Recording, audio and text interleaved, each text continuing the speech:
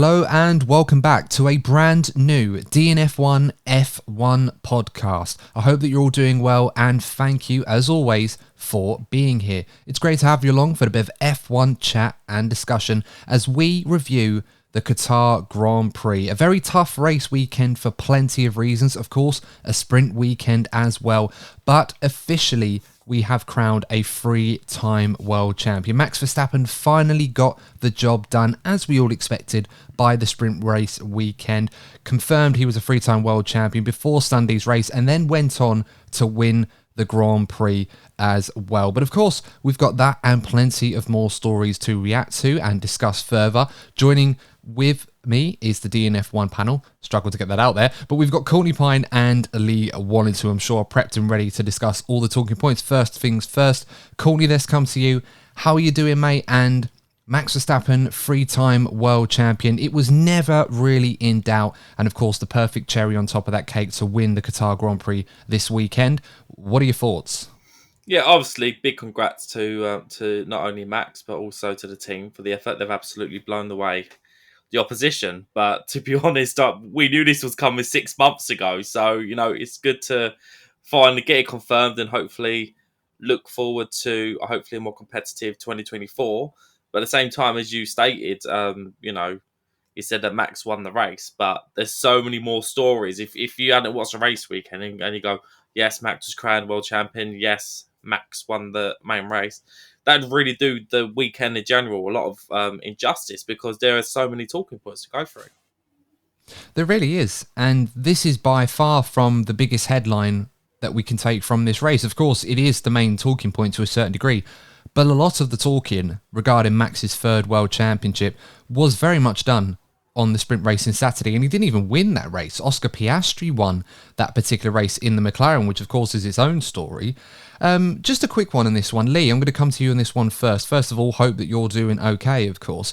But Max Verstappen, during the sprint race, even though he came second behind Oscar Piastri, the celebrations were very much about him on the broadcast. And normally, even in the sprint race, these celebrations are usually a little bit subdued compared to a main race. Normally, you would expect them to focus on the race winner, but they didn't. They focused primarily on Max Verstappen because he'd won his third world championship. What are your thoughts on that? Do you think it was right for them to focus on that as the main story, or should they have paid more attention to Oscar Piastri winning the sprint race, especially given that this would have been Oscar Piastri's, technically his first win, even though it won't count in the record books as a first race win? For me, personally, I think it was not correct from Formula One. I understand the reasons why they did that. Obviously, it's the World Championship. It's the crowning of the new World Champion. But I think it's a disservice to the sprint winner. And it was his first win.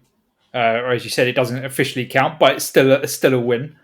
I don't think that's correct. I think they should have gone through the normal routine, but they should also had a special moment for Max where Max gets officially crowned, well, obviously because that's the official things in December. But they get his own moment, regardless of where he positioned on the race. He can focus on the race or the sprint race, talking about the sprint, and then he can talk about winning the world championship at that opportunity and a proper moment. And I think that was, for me anyway, I think that was incorrectly handled by Formula One. But obviously, in previous years, world champions won, and he hasn't even got a chance to be mentioned or talk about. So in that sense, it's an improvement, but it's I don't think it was quite correct for me.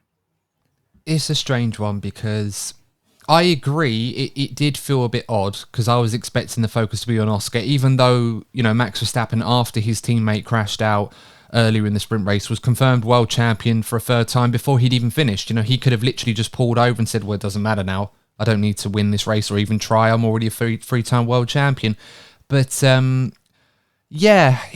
I think there was certainly a logic behind this. I don't want to play conspiracy theorist and put my tinfoil hat on and all that and say I feel like F1 were motivated to use this as an opportunity to promote sprint races. They say, look, we've crowned a world champion after a sprint race. We need to promote this, sell it to fans, even though none of us really have any say on whether sprint races are going to happen because F1 seem to just do it regardless of what the fans want in that respect. So I don't disagree with promoting or celebrating Max Verstappen winning the World Championship, even though he didn't win the sprint race.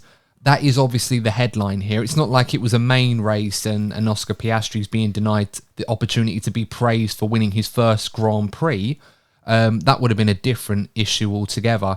So it's a strange one. You know, you can all make up your own minds on this one. I don't think there was a right or wrong answer, but I did feel like perhaps they just weren't expecting Max to not win the sprint race. So they were almost like, well, what do we do? It's like, well, let's just focus on what we were going to do anyway and celebrate the world champion. And Oscar in the background's like, oh, I've won a race. You know, let's talk about me. But he'll have his day and he'll have his moments. So, and it was a bloody brilliant weekend from Oscar Piastri anyway. And I'm sure we'll lay plenty of praise on him later on. But that's what I wanted to draw back on from the sprint race, of course. But talking about the main race, action everywhere. I think we're just going to start with Red Bull just quickly before we get into the main talking points. But following on from Max Verstappen, his 14th win of the season. Very strange race because of the mandated tyre strategies that everyone was being forced on, of course, because of the track conditions and the unexpected abrasiveness of this Qatar Grand Prix circuit. Even though the track had been resurfaced, the FIA had mandated for safety reasons that they were going to have a minimum of each team doing 3 pit stops. And of course, no one had to do a stint that was longer than 18 laps on a new set of tyres, or at least that's how the rules were interpreted. So it kind of threw strategy almost out of the window, made things a little bit crazy, but nonetheless, Max Verstappen kept his cool, handled it as we've often expected Max Verstappen to do, with maturity, absolute control. And even though the gap was quite small, it never really seemed in doubt that Max was going to get the job done today. Courtney, what are your thoughts? Does it surprise you that the gap was only a few seconds to the McLarens, or do you feel that that was just Max controlling it and winning it by the slowest pace that he needed to? Yeah, unfortunately, we're in this sort of window where Red Bull are in that complete dominance, particularly with Max's car, where they can literally play the game the way they want to, obviously barring Singapore. So I didn't really take the numbers to heart, let's say. I didn't think, oh, well, you know, Piastri's getting close, because we just knew that when the time came, Max could just pull out a second a lap faster. But at the end of the day, look, that's the machinery that Max has been given this season, and he's done probably the best possible job he could do with it. So you can't take this away from Max, to be honest. Yeah, very much so. I think Bernie Collins from Sky F1, the former Aston Martin strategist, she drew on this and she was saying, look, the gap between Verstappen and McLaren was quite small, surprisingly, given that Max at a lot of points in the race looked like he was well in control, the usual 15-20 second advantage we often see from him in races like this. But she put it down to Red Bull agreeing with Max to have what they called a suboptimal or a slower opening stint, deliberately to avoid the traffic early on. And that allowed them to play it safe, go a bit longer on these stints, because even though 18 laps was the maximum, some of the drivers and teams obviously weren't doing that to its full degree because it wasn't the optimal strategy for them. The tyre wear would have been too intense for them anyway. So it gave them the best opportunity to protect them against safety cars, and that's what they did. Obviously, there wasn't a later safety car, so it was kind of a moot point, but they still looked very much in control. And it just shows how strong Red Bull have been all season on one half of the garage. We'll talk about Perez in a moment, of course, but just a quick one on Max now. As I said, 14 wins for the season already. Very much on course to break his record that he set last year, 15 race wins. He's got 5 more races to go. I'm going to go out on a limb and say it's very likely he'll win all 5 of those, or at least 2 of those 5 to break that record. But one thing that I'm struggling to interpret or to accept is that if Max Verstappen wins every single race remaining this season, he'll be on 54 race wins, which I believe will surpass Sebastian Vettel's race win number. And in addition to that, if he wins all the races remaining, that will be 34 race victories in the last 2 seasons. That's more than Fernando Alonso has achieved in his entire career. I mean, the numbers are just mind-boggling at the moment for Max Verstappen. Right, it's just, as Courtney said, he's getting the most out of his machine. You can't take that away from Max. It's sheer level of dominance and control of the car, which, as you previously said, that's only one side of the garage, but Max has got his part sorted. Yeah, pretty much. And no track limits violations for Max Verstappen as well. So he was fast and he was also very well behaved as well. So well done to him. Sergio Perez now. We've come away from the praising corner and now to the detention centre, if you like. The analogy I can kind of find from that one. But yeah, tough weekend. It's the story of Sergio Perez this season. It really is. And we were talking about this before we went on air, Courtney. You were incredibly frustrated, and not to give the game away, but you were telling us that he is the one making your rant section. So, I mean, I'm going to hand the floor over to you and take it away, my friend. Yeah, absolutely. First of all, I'd like to put it out there that both myself and you, Adam, we were advocates for Sergio Perez joining Red Bull in the first place in 2020 when there were talks of him not getting a seat at all, and then Red Bull coming on and effectively gave him another chance. And he did a great job for the team in 2021. So I just want to put that out there first. But as the season has progressed, you know, we've said it on this episode, don't want to take anything away from Max. I really do believe that Max Verstappen is performing as the best driver on the grid right now. Is in that perfect mode of confidence. I think the only thing that can beat Max right now is another team developing a slightly better car, and it's the only thing that can stop Max right now. But my frustration as the season has gone on has channeled towards Sergio Perez, to be honest, because we're seeing during previous eras of dominance, you could say Valtteri Bottas, Rubens Barrichello are usually the two that pop up to start with. And even during those periods of dominance by Hamilton and Schumacher, you did see the number two drivers get a win here and there, or, you know, sometimes make life a little bit more difficult for the senior driver. But the way that Sergio Perez has clearly got the best car on the grid and is regularly getting beaten by at least one Ferrari, one Mercedes, one or both McLarens, and Fernando Alonso at times, it really isn't good enough. And if we're going to see Red Bull continue to dominate next season, unless you're a Max Verstappen fan, you want to be seeing battles for race wins and the World Championship. And Sergio Perez has done nowhere near enough to give us that idea of going into a race weekend. Oh, who's actually going to win? Because we've been going into most race weekends going, oh yeah, Max Verstappen's going to win. Now, for hardened F1 fans like us, we look for other things that we can enjoy over a race weekend. But for a casual fan, going into a race weekend, having a really good idea who's going to win the race, and it is partly thanks to how Sergio Perez has been performing, it really doesn't help promote a race weekend. And from Sergio Perez's side, it's simply not good enough. No, it really isn't. And, you know, when you look back on the race overall, Perez, you know, he accrued 2 5-second time penalties, costing him 10 seconds. And it would have been more time as well that he would have lost in the pit stops, because obviously that waiting period and how it's affected his race and where he would have come out. It was at one point in this race that he was pretty much where George Russell was. You know, there was a possibility that he could have been racing Russell and could have got a top 5 finish today if he'd have just kept it clean. And even Red Bull on the radio, you know, when he was breaching track limits, they were asking him, look, Checo, just keep it within the white lines at the moment. This is ruining our race. And it just kept happening. I think it was 6 track limits violations by the end of the race for Sergio Perez, 2 5-second time penalties. It's not good enough. And Red Bull, I'm not surprised that we're hearing noises from Red Bull that they may even look to try and replace him earlier than 2025 if they possibly can, if his performances don't change in the first half of next season. It just seems to have gotten to a point now with Sergio Perez where he's mentally checked out, and we're just going to have to hope that he can pull it together some point next season, or Red Bull are just going to have to take action and put someone in there that can, because if the gap closes to Red Bull next season, whether that be McLaren that do it, or Aston Martin, or Ferrari, or Mercedes, Red Bull are going to need both their guys fighting on top form to make sure they stay Constructors' champions whilst they have this advantage. Without Perez, right now it's not a problem because Max Verstappen is so good and the car is so good, but that's not a guarantee next year. It's definitely not. And also, I think this year we've had the second best team has changed quite a lot between track dependent, and sometimes Mercedes has been the fastest, sometimes Aston Martin, sometimes Ferrari, now recently it's McLaren. So they're all taking points off each other and closing that gap to Red Bull. But if you just say one of the teams next year just going to use McLaren because they're the one on form at the moment, McLaren have a competitive car and they're constantly harassing Red Bull And the chance, even though Max may win, they're there to pick up the pieces because Sergio's not. That's the constructors under threat. Even if Max wins, the constructors is under serious threat if it's a McLaren double podium every race.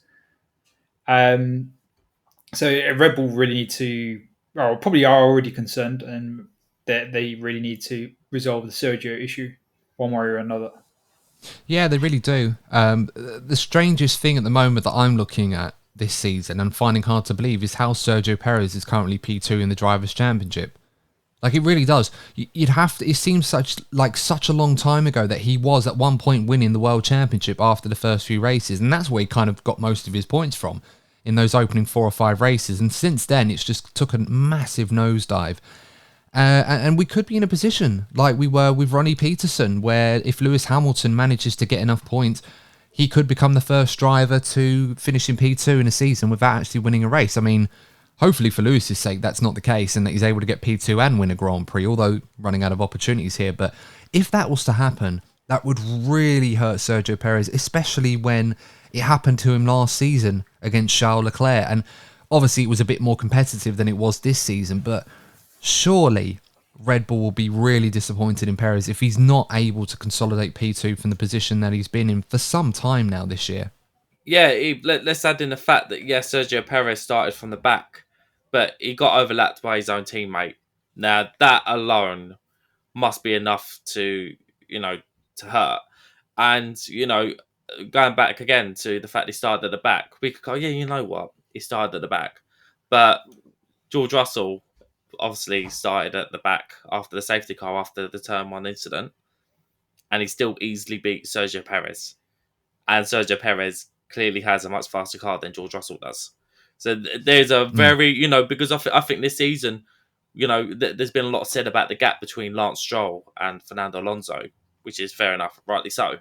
But there's also a massive gap between the way that Max Verstappen is performing and Sergio Perez. And as I said before, it's really not good enough and it has to change. It comes down to adaptability again. And unfortunately for Sergio Perez, his lack of adaptability to... It's not an easy car to drive. Let's not kid ourselves here. This Red Bull is obviously quite a challenge, but once you've extracted that and you find a rhythm and a style that suits this car in the way that Max has, the performance is unbelievable. And Perez is far from achieving that. He hasn't been close to getting that for a long, long time this season.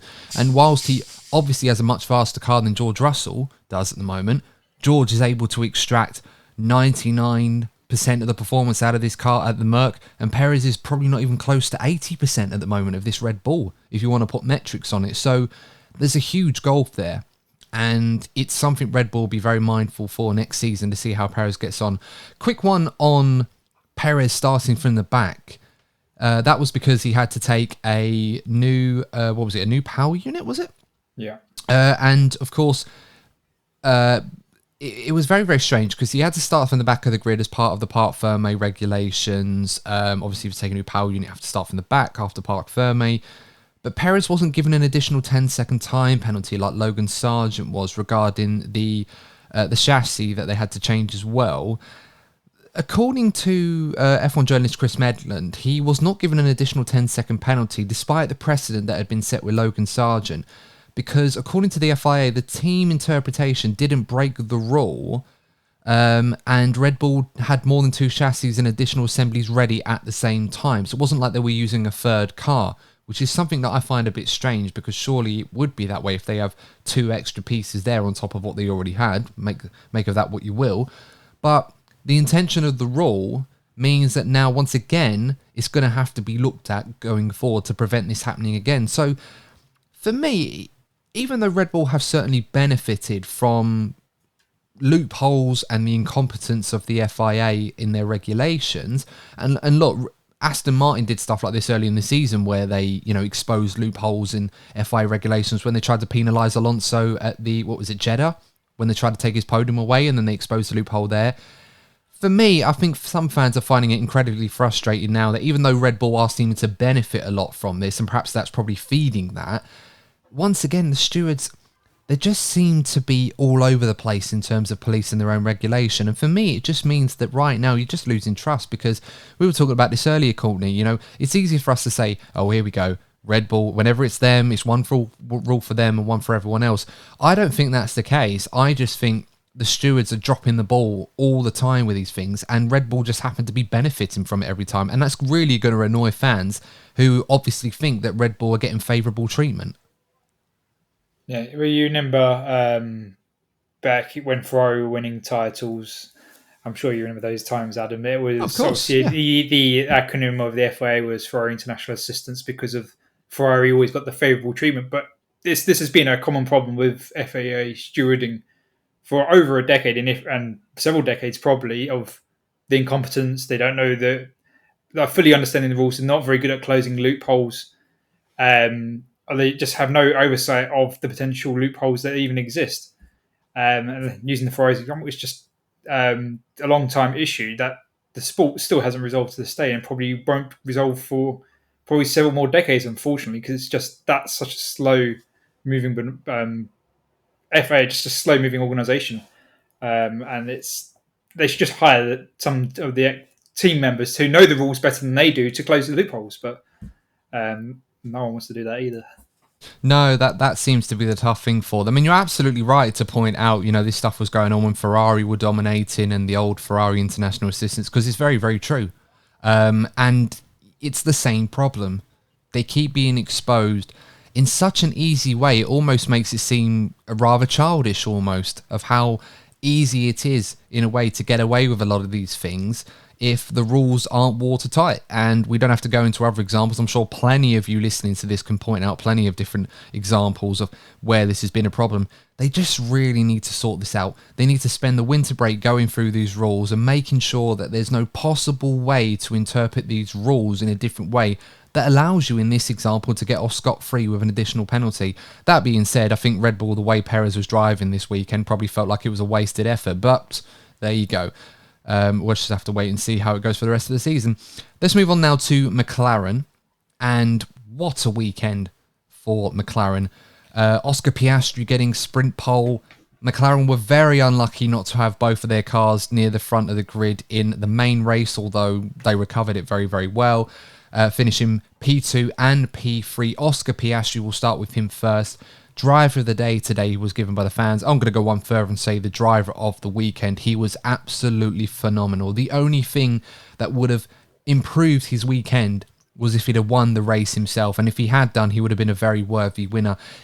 We talked about this a couple of weeks ago after the Japanese Grand Prix.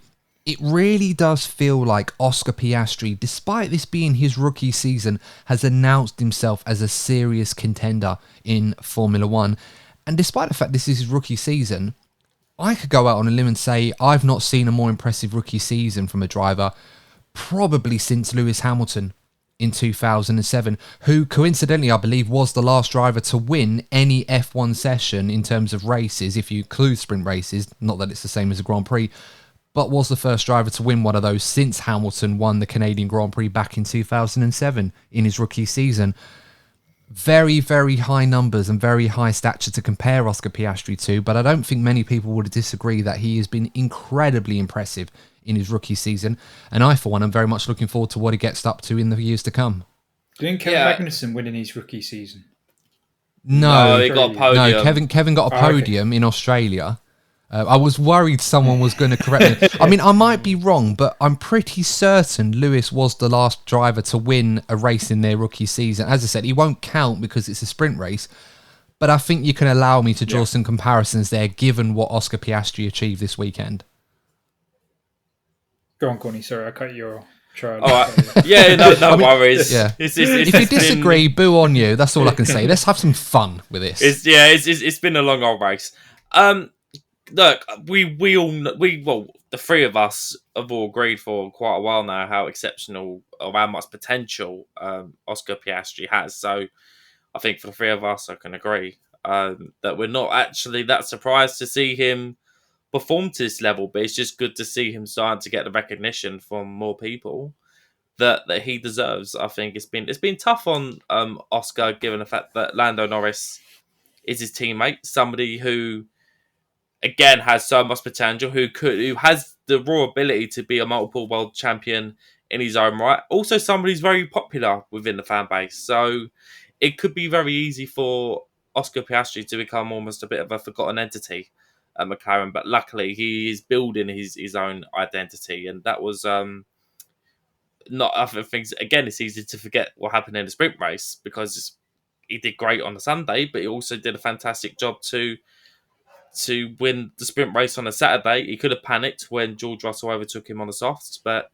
he read the situation perfectly, didn't panic, and was composed and got the win. So overall, a fantastic job by Oscar Piastri. And in my personal opinion, I do think Lando Norris will be moving on to pastures new in the next couple of seasons, and I'll have no surprise in me whatsoever when Oscar Piastri becomes a team leader. And I really think he could build something special at McLaren.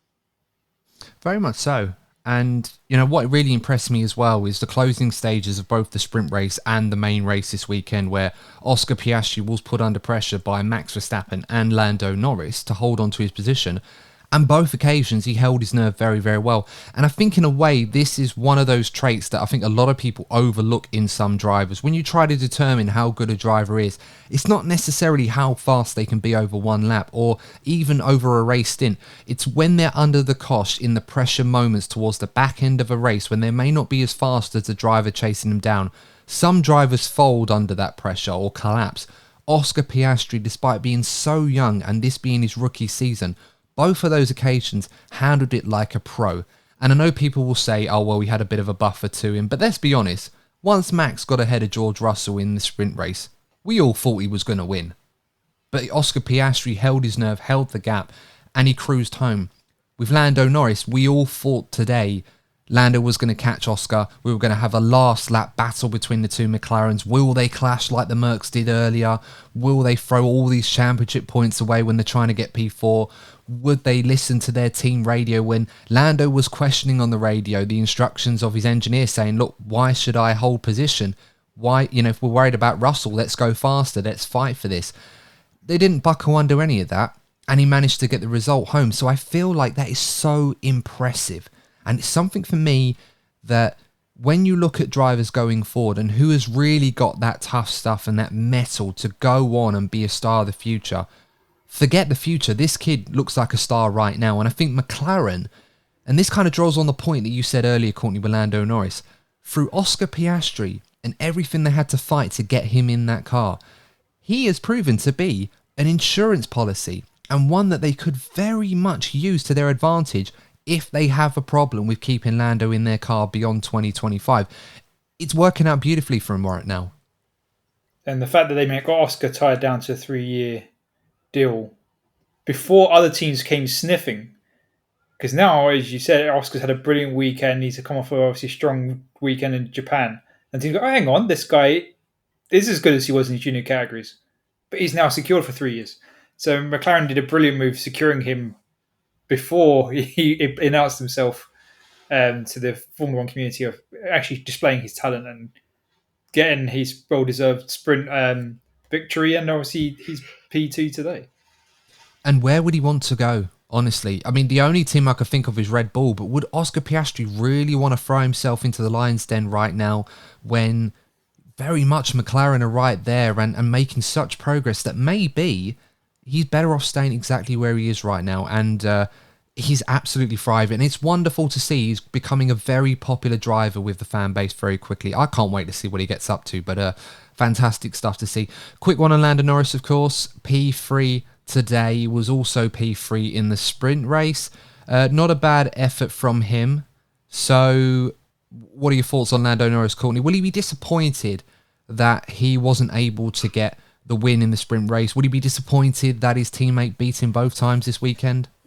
I think Lando's main disappointment will be the qualifying performance, where he made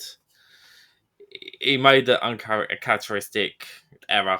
Look, I know a lot of drivers were, but it cost him. He started the race P10, so he had a lot more work to do, and obviously circumstances led to him still getting a podium position. But if Lando put in a better qualifying performance, he would have beaten Oscar Piastri this weekend. So I'm not concerned for Lando's position at McLaren moving forward. But if Lando does want to challenge for World Championships, in the future when even if next season McLaren do carry on this momentum and do catch up with Red Bull. Let's say, hypothetically speaking, Lando finds himself in a championship battle against Max Verstappen. He can't afford to be making mistakes like that because Max will mop up those mistakes and eat them for dinner. So he has to really try and iron out these sort of errors that are just in his game every now and again. Yeah, I couldn't agree with you more on that one. 11 points now between Aston Martin and McLaren. McLaren took a huge chunk out of that advantage Aston Martin have, and in part, it would have been larger if it wasn't for Fernando Alonso's Herculean efforts this weekend as well in Aston Martin. I think he very much impressed for 3/4 of the weekend. I think there was one big error which probably only cost him one place in truth, but either way, each point is crucial at the moment. It does seem very, very likely at this point in time that McLaren not only have the car to beat Aston Martin, but also have two drivers on the top of their game at this point in time. But there is that element of concern that the two drivers may clash. And like Mercedes, it has been simmering, perhaps not as intensely as that one has, but it is there. And even though we've seen from Lando's side mostly at the moment, there is a little bit of a reluctance to want to play the team game and consolidate the position, rather than trying to fight for their own self-interests. Do McLaren need to try and rein that in a little bit more until they've got the job done on Aston Martin? Or do you feel that they should just let their guys race and they will probably finish ahead of Aston Martin anyway? Well, after the race, there was an interview with Andrew Seidel, and he said that McLaren were instructing them to hold the drivers to hold position. And though Lando was obviously against it, they said that there was the strategy they agreed before the race. If they're in that position, they're going to hold position to bring back maximum points because they want that position. And he said it's something they reiterate at the start of every race, that the team comes first. They're not going to fight needlessly for points. They don't care who comes second. Well, I'm paraphrasing this bit. They don't care who comes second or third or who comes 6th or 7th because it's still the same points for the team. They just want that P4, and then they don't fuss which driver is the first one of those drivers to keep that position. I think that's the correct attitude for their goal to build on for a better season next year. And yes, obviously every driver wants to be the first one in their team, but if they can harmonise it, the goal is clearly in reach. And we talked about this in our most recent episode regarding this sort of dynamic between teammates at the moment. And we've used Mercedes as the focal point for this because that's where it's been happening a lot. But in the case of McLaren, the same principle applies right now. You've got two drivers who are clearly thinking about, not necessarily think about the team game primarily, as understandably so, but they're both in a position right now where they want to try and get the best results possible. They're competing against their teammate. They're always going to be measured up against that. And it's a very interesting battle. But for the sake of the team game, unless you're fighting for the World Championship yourself, individually, I personally don't see the need for any driver at this point in time, unless there's an obvious reason to try and get one up on your teammate, to really put yourself to such a risk to a certain degree. Of course, you can battle a little bit, but if it gets to the point where the two of you can't share the same piece of track without one of you going off into the barrier or something stupid like that, you just got to play the team game. If McLaren end up in a position where they've got a car that can fight for the championship next year, and the way they're going, a Constructors' Championship is certainly not out of the question if Sergio Perez continues to underperform in that Red Bull, no matter what Max Verstappen is doing. McLaren are going to be in a position where they're going to say to their guys, look, we really need you to capitalise, because if you play selfish or if you try to go for your own glory, everybody loses. Unless McLaren have a car that can fight for a Drivers' World Championship, I think you just got to be smart and play the team game. They seem to be doing that for the moment. They're able to rein their drivers in. I wonder how long that is going to last, in the same way that it could be potentially frictious at Mercedes, but we shall see. Speaking of Mercedes, I don't think we can delay this anymore. We have to talk about what happened at the start of the race. Hamilton and Russell, obviously in the sprint race, they both did a good job, especially Hamilton, to take advantage of the circumstances as they opened themselves up towards him, but managed to get some good points ahead of Ferrari in the sprint race.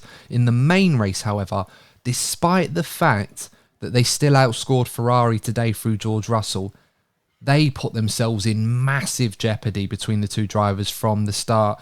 The two drivers colliding off the start. It looked on the replays that Lewis Hamilton was primarily at fault between the two. If we were to lay blame, the stewards obviously deemed it a racing incident. Hamilton himself, after looking at the replays, acknowledged his responsibility of being at fault on social media.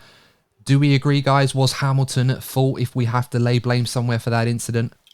I think the best thing to come out of that whole situation was the fact that Lewis took responsibility for what happened. And I'm so glad that this was the outcome, because I think something that has tired me as a fan of Lewis throughout his career is this narrative. It's actually quite a lazy narrative from Lewis's critics that he can never take responsibility for his actions. You know, they always say that he has like almost like a narcissistic nature where he always tries to blame the other person.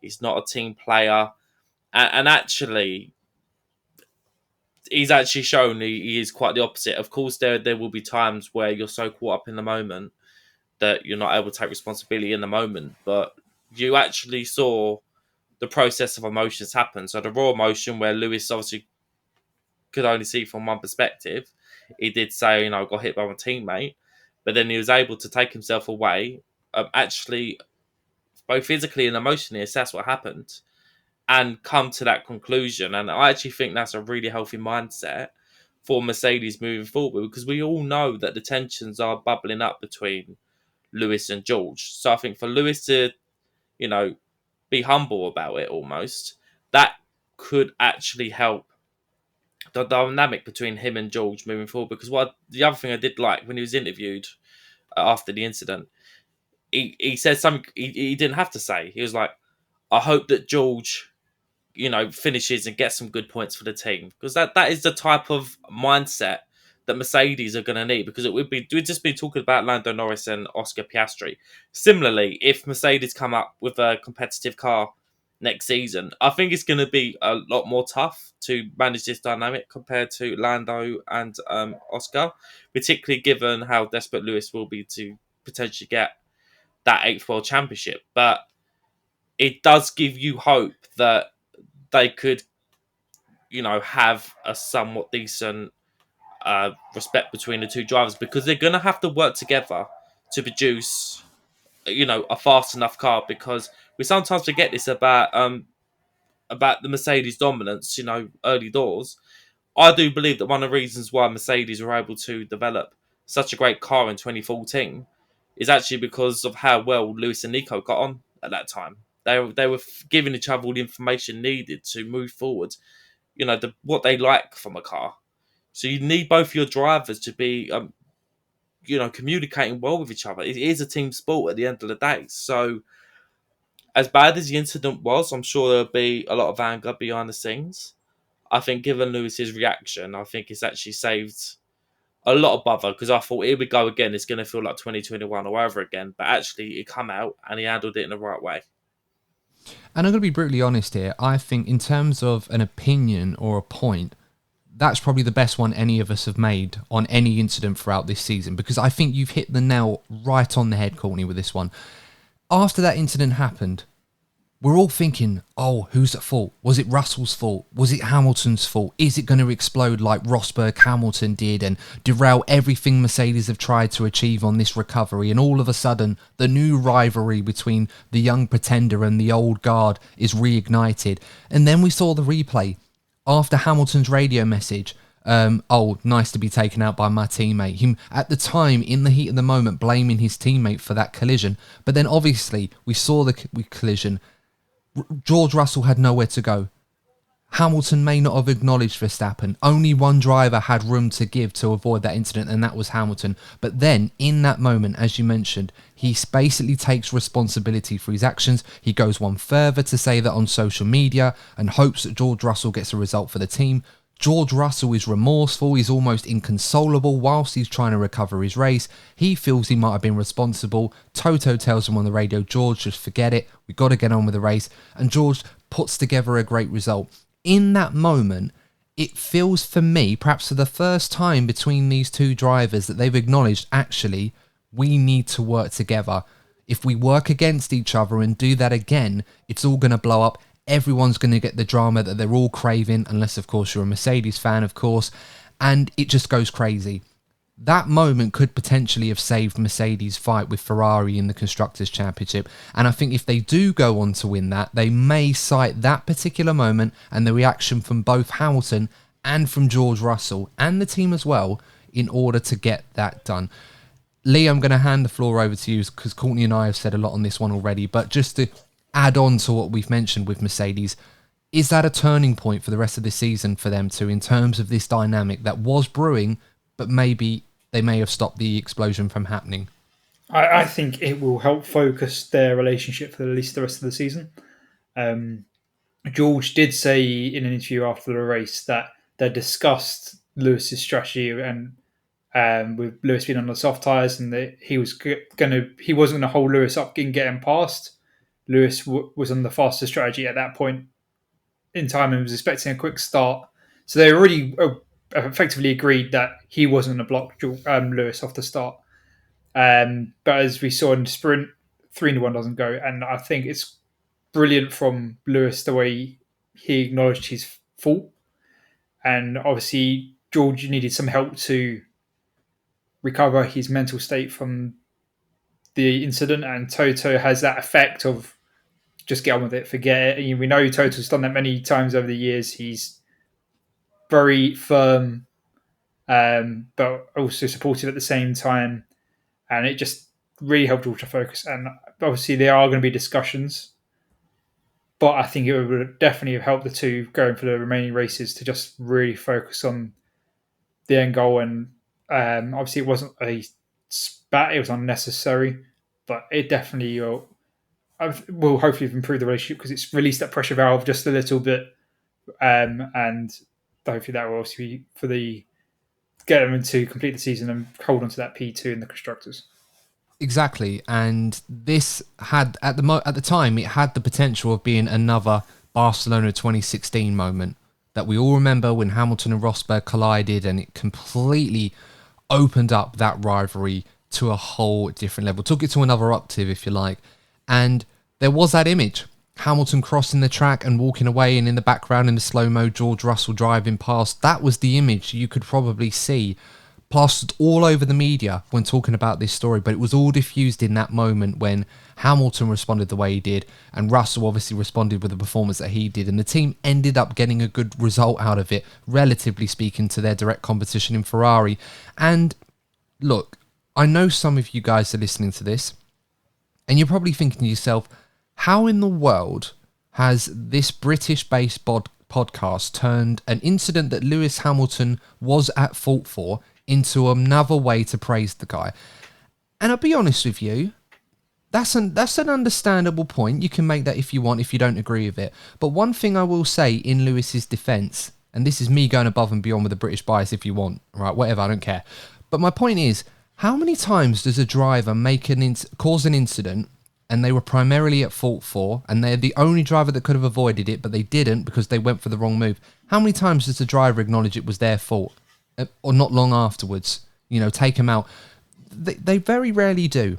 If anything, they double down, even if they know they were the one that was responsible, and then they just radio silence. You don't hear another word from it. They might answer a question or try to rubbish it off in the race or two afterwards. So, you call it what you want, but I am going to praise Lewis Hamilton for at least taking to social media where the backlash could have been huge today and just owned it.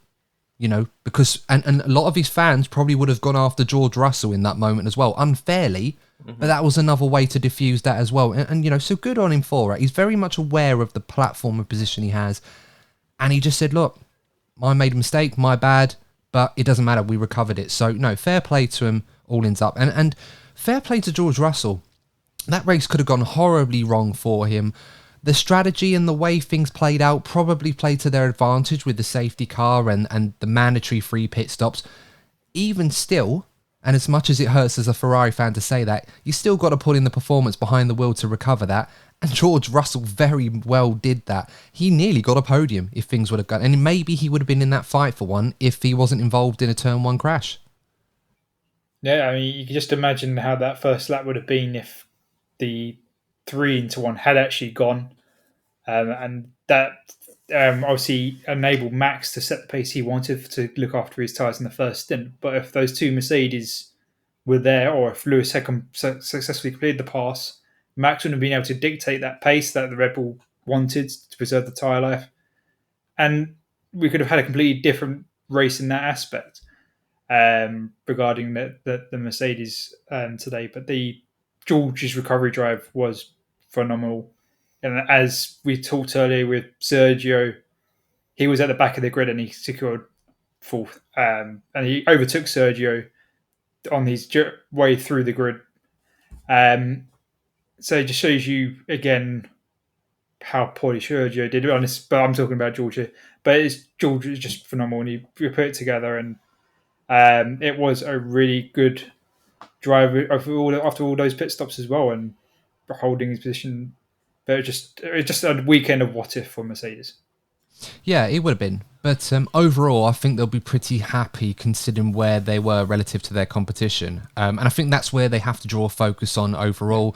It would have been hard for George to realise that in real time. He probably thought his race would have been in the dumpster, if you like, after what happened early on. But he got his head down. It was a very mature drive. He was very quick. And he finished ahead of Ferrari. And that's really the big takeaway for him. And we can move on to Ferrari now. And this was very much a difficult weekend for them. I think this was probably the toughest weekend they've had since Zandvoort. And even then, it was probably tougher for different reasons. But Ferrari were not only off the pace compared to their rivals, they really struggled to keep that tyre wear going, even with the mandatory pit stops, which probably didn't help them either in that regard because it restricted them on options, probably more so than almost any other team in that regard. But coupled with that, of course, some mistakes from their drivers, mistakes on strategy in terms of the sprint race going with the softs. That gamble didn't pay off for them at all. And more bad luck as well for Carlos Sainz, who wasn't even able to take part in the race as well. And Lee, unless I'm mistaken, does Carlos Sainz, is he the one making your sympathy pit lane this weekend? Yeah, Carlos is in my sympathy pit lane this weekend. As you already said, he didn't get it to even start the race. And when you're a Formula 1 driver and your whole career is about racing, not even getting to turn one corner in a race event or not even do a warm-up lap, it's just going to be so mind-numbing to be there because that's what you're there to do. Just sitting there in the garage and watch your teammate go round. It must be very soul-destroying feeling, and it just feels really bad for Carlos to not even get to be on the grid. There's not much more you can say because he didn't get to do anything else today. But he also, as you said, it wasn't a great weekend for Ferrari overall. But it was very much a damage limitation weekend for them anyway. Yeah, just to read a quote from Ferrari boss Fred Vasseur on Sainz's DNS, or did not start, if you like. He was saying that 1 hour before the pit lane had opened, they'd fueled the car up, as they normally do, and there was an issue with the fuel system, and it was too late to change things. It is a shame because he was in a good momentum after Monza, Singapore, and Suzuka, and you know, for Ferrari, this was an opportunity that went begging for them. I think after that first lap incident with the Mercs, even with one car, they might have thought, you know what, we might be able to make some ground back on Mercs. They went wrong on strategy on Saturday. I think it was a bit stupid for them to go on the softs because it clearly didn't have the longevity of the tyre life, and it really didn't work for them. But in this race, looking back on it, even though Ferrari was ultimately beaten by George Russell, which really would have hurt them, if someone had said Leclerc P5 today, I think Ferrari probably would have taken it. It's probably the most that he could have gotten out of this race. And it was also a quiet one in terms of broadcast for Leclerc. He was very much in the war with Fernando Alonso for most of it. But yeah, tough one for Ferrari this weekend. It just never really clicked for them. It does seem that they're starting to become... I don't know whether they're starting to put their tensions towards 2024 more compared to Mercedes and McLaren, but it does seem that the two teams I just mentioned are starting to outdevelop, particularly McLaren are starting to outdevelop this year's car. So I don't quite know how Ferrari are going to claw that gap back to Mercedes, but as we've already seen with Carlos Sainz, we're now getting to that phase of the season where reliability now starts to become a factor. So unless we start seeing problems with Mercedes, but regardless of the pace issues that Mercedes have had, I think we can all agree that Mercedes probably develop one of the most reliable cars on the grid. So you probably expect the reliability side, unless the drivers stop bloody crashing into each other, they keep both their cars on track and avoid the on-track incidents. They should have the reliability advantage as well as the upgrades that they brought to this circuit. You would like to think that the upgrades and the reliability I just mentioned will give Mercedes the advantage to beat Ferrari for the rest of the season. Yeah, very much so. The championship standings at the moment between Ferrari and Mercedes, it's currently now gone up to 28 points. So Mercedes have increased the gap a little bit after a few weeks where Ferrari started to chip away at that. 5 races left to go in the season. It's 28 points between the two. Ferrari did have the momentum, although admittedly, whilst we expected this race to be a bit more like Suzuka, I think we probably didn't fairly estimate how much Ferrari would suffer with tyre degradation compared to its rivals. It's still all to play for right there. It could prove to be a turning point that Mercedes, the two drivers, may have used this incident to perhaps refocus and work for the team for the rest of the season rather than each other. But it's still quite close to call between Mercedes and Ferrari. One big result either way in the manner which we saw McLaren against Aston Martin could really tip the balance one way or the other. But Mercedes breathing a sigh of relief. They've extended the gap and maybe that could be enough to get them over the line. Yeah, definitely. It's definitely going to go down to the last race, I think, between the two teams. And as you said, it could just be one big weekend. McLaren have took a massive chunk of Aston Martin this weekend, and all you need it needs for all Ferrari needs is Mercedes to have a bad weekend, and actually Ferrari have both drivers that score quite well, and bam, this is really game on, and that gap is halved or more.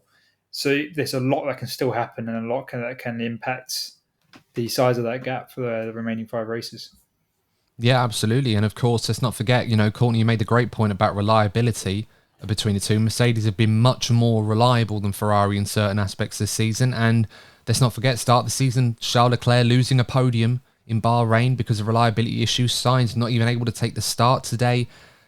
Obviously George Russell had a result taken away from him in Melbourne, but, it's moments like that that really could make the difference. And right now, it's very close to call, but Mercedes extended the advantage and probably may have tipped themselves as slight favourites now if Ferrari were before this weekend.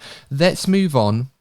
Let's talk about Aston Martin. I think we have to talk about Aston Martin because, as we said already, McLaren with their 500th and 501st podium in Formula 1, congratulations to them, of course, took a huge chunk out of the gap between the two after this weekend. I think it was like a 40-plus point swing between the two or something in that region. The gap is now very, very small. I think it's 11 points between the two at this point in time. And of course, by virtue of Oscar and Lando getting 2 podiums this weekend, they've now passed Aston Martin's podium count. So if we went back on countback, I think McLaren would still be ahead of Aston Martin right now.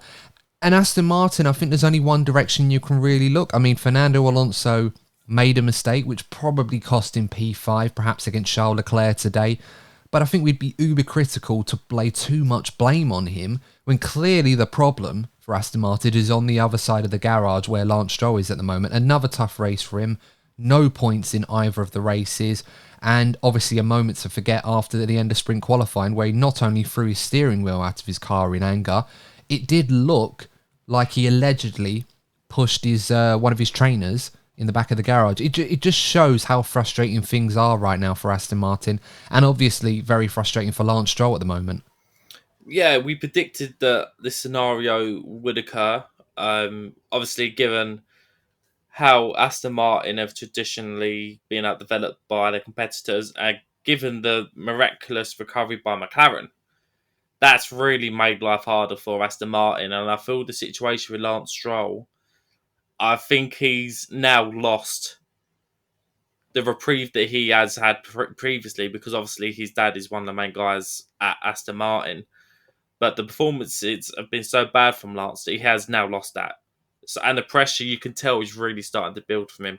And the first story that sort of gave away that there were chinks in the armour was when Lance Stroll was saying he's considering taking up tennis and quitting Formula 1. I think that was the first thing that we heard.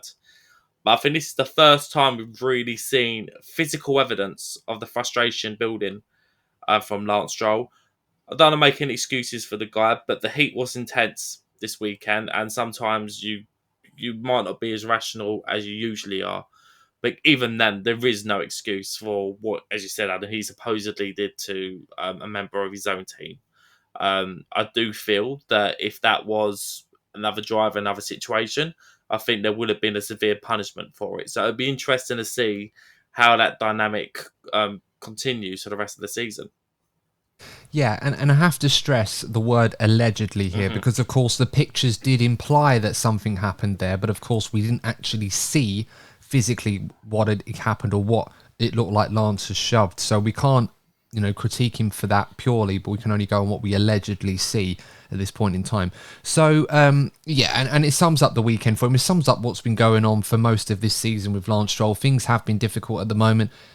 But if we want to draw back on some of those actions and some of the reaction to what has happened this weekend, it's hard for Lance Stroll at the moment to win many fans or win much sympathy and support. But when he's doing stuff like that and acting in such a way over his own performance, as tough as things are, and F1 is a very tough place, especially when you're not doing well, it's not going to help your cause when all it seems right now is that you're just complaining and literally throwing your toys out the pram at the moment. Well, you think it shows you how far Lance's season has fallen.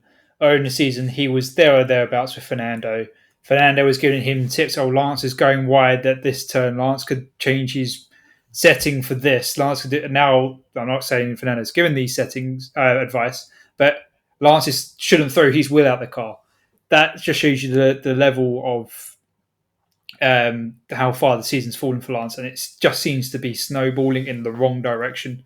And he's probably at the moment one of the 2 or 3 drivers that are really suffering at one of their worst seasons in the sport. And Lance has had some great drives. It's just not happening this year. And the rumours are obviously snowballing regarding him leaving the sport or his father thinking of selling the team. Well, it's so much, which is just not going to help on top of being beaten by his teammate who has nearly 4 times the amount of points he does. He just needs a massive mental reset, and the end of the season couldn't come soon enough for him. Yeah, absolutely. We're not even hearing those radio messages anymore. It just seems that whatever bonuses Fernando was getting for coaching Lance during the race have clearly expired, or Fernando's been paid up early and he doesn't feel like he needs to give them. But the only radio message I think we were hearing with Lance and Fernando today was Lance being told to get out of the way because Fernando's in a different race to you and different strategy, and yeah, he was a million miles away. So yeah, tough weekend for Lance Stroll, tough weekend for Aston Martin. Fernando very much flying the flag for them single-handedly. The fact that Fernando Alonso is still 4th in the Drivers' Championship is remarkable. It really, really is. And it's just a shame that, as we've said already, Aston Martin's decline has taken a huge nosedive relative to their rivals. We can only hope that means they'll be stronger next season, and perhaps the focus is on 2024, given how big a leap they took last season. Hopefully they'll take a similar one next season. Quick reminder and recap on some of the other stories this weekend. Of course, Alpine got some points with Esteban Ocon finishing in P7. Decent drive from him. Pierre Gasly will be a bit disappointed, finishing outside the points. I think he had the most track limits violations of anyone throughout the main race, 7 in total, so 2 5-second time penalties. Without those, he would have probably finished probably P9. So whilst Alpine don't necessarily feel that they're desperate for points, they're going to finish 6th in the Constructors' Championship no matter what at this point. Obviously, they want to be trying to get as much as they can from these races. So mixed bag there. I think the big story in the bottom end of the field is Alfa Romeo. Somehow, some way, despite the fact that they have been, as Courtney described, quite dry and mild. I can't quite remember the metaphors that you were using. The chicken korma of Formula 1, that's the latest one. The chicken korma of Formula 1. Well, there you go. Courtney finds a chicken korma boring, so make of that what you will, chicken korma fans. But yeah, it's amazing with Alfa Romeo when they look like they're absolutely nowhere and then just not going to produce anything. One crazy weekend, they pull it all together, everything goes their way, and they get some points. And the reason why this is significant, they've now overtaken Haas in the Constructors' Championship. They're in P8, and in modern F1, you're celebrating, Courtney, but it is a reason to celebrate. If they can consolidate that position, that's worth as much as $10 million to the team. And given they're transitioning back to Sauber before the formal Audi transition next season, that's huge for Alfa Romeo. That could be the result of their season. It really could. As you said, you nailed on the head. It really could. And in fact, it wasn't just one of the drivers. Both drivers did well today. They were there, always both there and thereabouts with each other. Valtteri must have got confused that he was in a sauna or something, because he just seemed at home this weekend, and it was just really on it. And obviously, Joe was. Did anyone check he was wearing clothes? Because usually when he's in the sauna, he I mean, yeah, maybe. I mean, Bottas probably felt the most comfortable person out there. Yeah. Anyone check he was actually wearing clothes? Because obviously we didn't see much of him on the broadcast. But, I mean, Bottas qualified P9 for this weekend. You know, let's not be surprised. He didn't just turn up in 8th. He was in a good place already. So, clearly, he loves those hot sauna-like conditions, Lee. Well, it's practice makes perfect. What do you think? One of the reasons it is in the sauna is really helps with these hot races, because he's already used to sitting in a hot, sweaty environment. Being in the Formula 1 car and in a sauna, but a Formula 1 car in a hot country, it's obviously an added temperature. So his body's already prepared, so maybe that's an advantage that he has against other drivers. But both drivers were on it this weekend in Alfa Romeo, and it did a really good race. And obviously, the car suited the track, which obviously did help because their car has been a bit nowhere. But you take the advantage, you take the opportunity coming your way, you bring back the points, and both drivers did it this weekend. Yeah, absolutely. You know, praise for Zhou Guanyu as well. Drove very solidly. Obviously, I believe he started dead last in this race. So for him to recover that and finish in the top 9 is actually a very, very good job. Probably one of the races of the weekend. And yet we hardly noticed it because, in fairness to Zhou, after that opening stint, he pretty much found the opportunity to make some places and got up the field. And of course, because of the safety car, and he never looked back after that. So no, fair play to him, fair play to Alfa Romeo. It's a huge haul of points for them in this grand scheme of this Constructors' Championship, and it could prove to be worth quite a bit of money by the end of the season. So well done to them. Obviously, quick note on AlphaTauri. We've got to talk briefly about some words from Franz Tost. Of course, we now know that Yuki Tsunoda will be partnered by Daniel Ricciardo next season, and the question remains, will Ricciardo be driving for AlphaTauri in the next race in Austin? Franz Tost, from what he was saying that we were going to try Daniel this weekend, but because of the sprint format, we weren't able to get a lot of track time. It wouldn't have been fair to Liam Lawson to sacrifice him for Ricciardo. He wasn't quite there yet. The plan right now is for him to return to the team in Austin. Obviously, that kind of coincides with Lawson's commitments in Japanese Super Formula. So, are we expecting Ricciardo to be in that AlphaTauri come Austin onwards? Yeah, I reckon he'll be there. And I think it's actually quite fitting for him to return to Austin, because he's very vocal about that culture sort of being his second home. He does love the Texas barbecue. Do you remember when he showed up one race on a horse dressed up as a cowboy? He absolutely loves going to Austin, so I think it's a very fitting race for his return. Yeah, it'd be good to see him back, and of course it will be good to see how he gets on post-injury. It's not easy to get back in straight away and perform, but I imagine the microscope will be very much on him, given that he, at the moment, is probably the bookie's favourite to be in that Red Bull alongside Max Verstappen in 2025, if not sooner. So it'd be very interesting to see how he gets on. Of course, tough race for Tsunoda and Lawson. They weren't able to get much of a great result out of it. It's a tough race for a lot of drivers. Haas were having their own problems. Williams, I think we have to talk about them as well, because Alex Albon did score some points in the sprint race. In the main race, he was having his own problem with track limits. I think 5 track limit violations. Only Stroll, Perez and Gasly obviously getting more than him.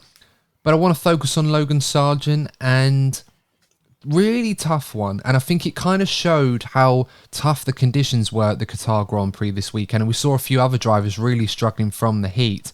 I think it was as much as 31 degrees air temperature. It felt like 35 for a lot of drivers, and it's probably even hotter in the cars. But looking at some of the drivers afterwards, Logan Sargent having to retire because he felt ill during the race because of how hot it was.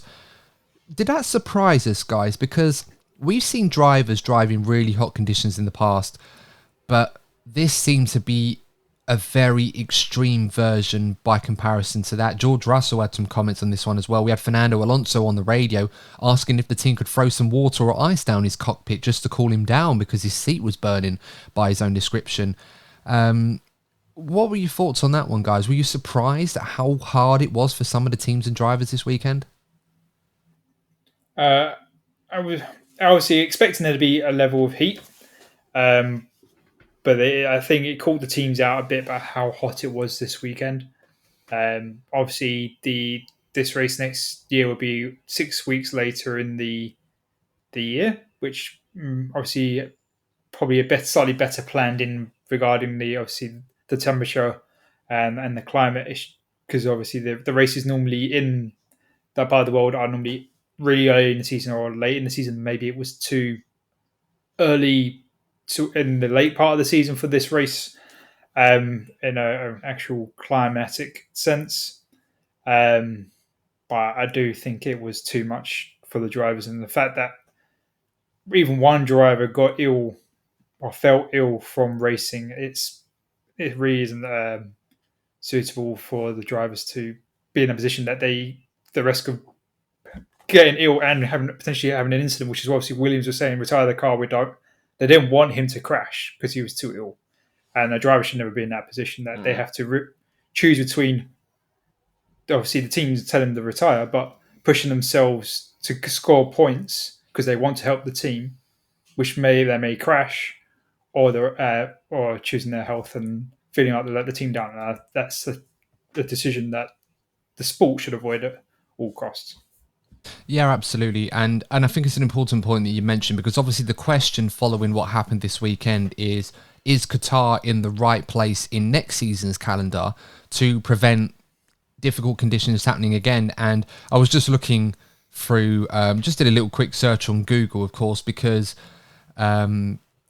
with the F1 Canada next season, I think you're right, Lee. I think the weekend that we got the Qatar Grand Prix is the 29th of November to the 1st of December 2024, which is obviously the penultimate race of the season before Abu Dhabi, much later in the season. And average temperatures were between 20 to 24 degrees in the day, 16 to 20 degrees in the evening, much, much cooler than what we saw this weekend. So hopefully, if that rings true, track conditions should be much more suitable. I suppose as an outlier, given how this season was and getting this race on the calendar because of how things were, it was obviously going to be difficult. But hopefully, going forward in future years, if that calendar spot stays the same for Qatar and the weather rings true to what I've just looked up, and hopefully it does, it should be a much more comfortable race for the teams and drivers. And hopefully it will provide better racing if everyone's not burning their tyres up after 5 laps.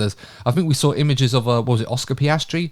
Putting on some soft tyres going to the grid, and he only did a few laps on those and they were already burning up. So interesting stuff indeed. But guys, I think that's all we've got time for this episode. We're going to be back later this week with an interesting discussion with F1 journalist Sam Cooper, and we're going to be talking about the Andretti news and the controversy that is now brewing between F1 and the FIA and Andretti after the FIA granted Andretti and approved their application to enter a team in Formula One. Of course, other discussions with F1 and FOM, the commercial rights holder, will have to take place. But of course, this one has been brewing for a while. So it's going to be a great discussion on that one. But of course, if you like this episode, make sure to support us on YouTube. Like the video, subscribe to the YouTube channel. We've got plenty more content before the end of this season. And of course, don't forget, if you are listening on your favorite audio platform, to please leave us a 5-star review. If you think we're worthy, of course. It really helps out the channel and it allows us to grow this podcast and get it out to more great F1 fans like yourself. So thank you so much for your support. But until next time, as always, thanks for tuning in. Please stay safe, and we will see you in the next episode of the DNF1 F1 podcast. And remember, as always, if you're not first, you're probably DNF1. Take care. See you soon. Goodbye.